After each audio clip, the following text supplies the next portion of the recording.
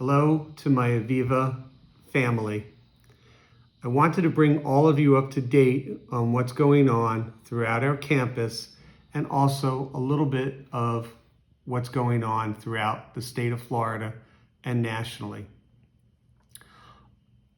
On August 4th and 5th, all staff members throughout the Aviva campus have undergone COVID testing. Also, during this period of time, we have attempted to test all private duty aides and companions. Through your cooperation and the agency's cooperation, we have been able to test at least 60 of those individuals. By doing this kind of widespread testing every 2 weeks, we are trying to identify positive cases as quickly as possible.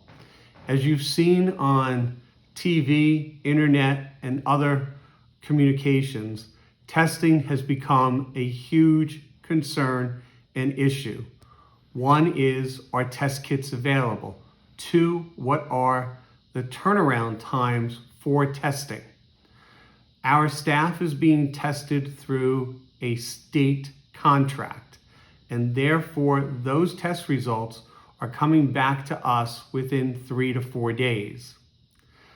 However, when we go to test our Kobernik residents, we are utilizing an outside lab.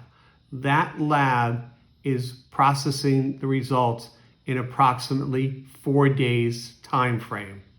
So next week, when we go to test, we will first be testing our Anshin and Benderson residents on Tuesday, August 11th. Our Kobernik residents will be tested on August 13th and 14th, and you'll be receiving more information on that testing process. We are going to do the same type of testing on Kobernik as we've done in the past. So our teams will come up to your apartments, knock on your door, and work with you on providing us the specimens that are required to send to this outside laboratory.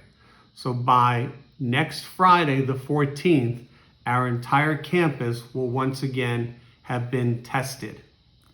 The other aspect that you're hearing so much about in the news related to testing is something called rapid testing, and that nursing homes throughout the country are receiving these rapid test kit programs.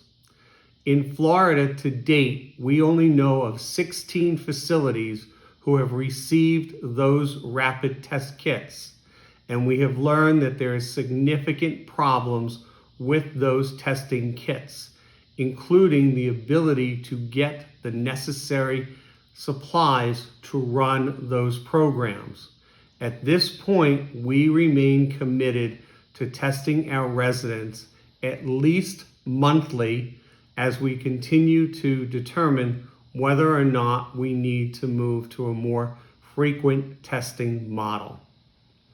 I'm also very excited to announce, and that Maria will be announcing, that next week we will be embarking on our first Zoom interactive program with a lecturer from the Meadows. So please look towards your weekly calendars and other notices from Maria so that you can participate in this wonderful opportunity. As we look into the future, what does the future mean for us in terms of opening up more of our common space? At this point, we will not be opening up any additional services on the Aviva campus, as the numbers in Florida continue to be the highest in the country.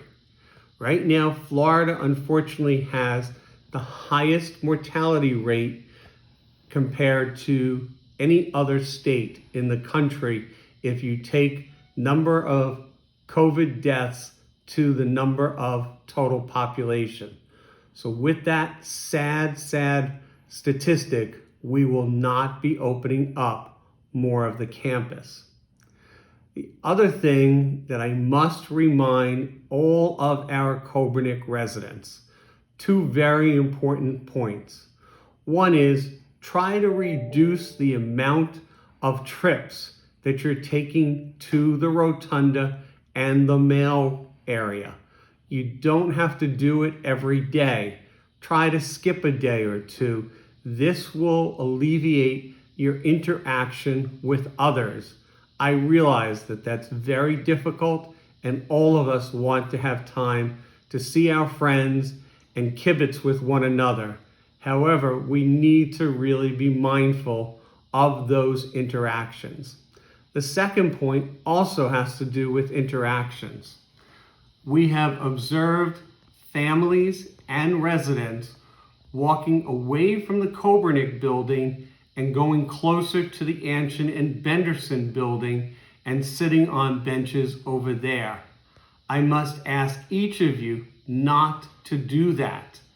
As you know, the Anshin and Benderson residents are unable to leave the building, nor are they able to have visitation, all under a governor's executive order, as well as we on this campus believe that it is in our residents' best interest and safety for the assisted living and skilled nursing residents, meaning Anshin and Benderson, to stay in the building. So therefore, I would ask you, please do not wander over to that area. Unfortunately, it's almost as a tease to those residents who cannot have that freedom. I have no objections if, as you take your walks, you walk around the entire campus, but please do not find a bench over by Anshin Pavilion. It's really not fair to our other residents.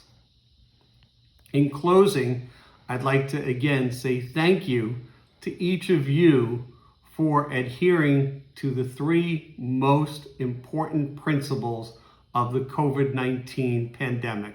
1, wearing a mask. 2, 6 feet social distancing. And 3, hand sanitizer. Wash your hands. As many of you know, I am a baseball junkie.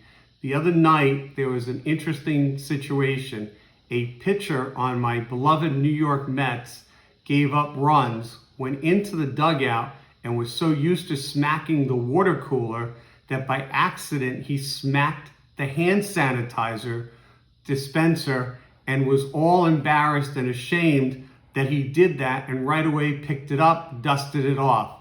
That's how important it is for all of us to remember we must sanitize our hands. Again, thank you for your cooperation and your commitment as we continue to fight the virus every day. Be well, be safe.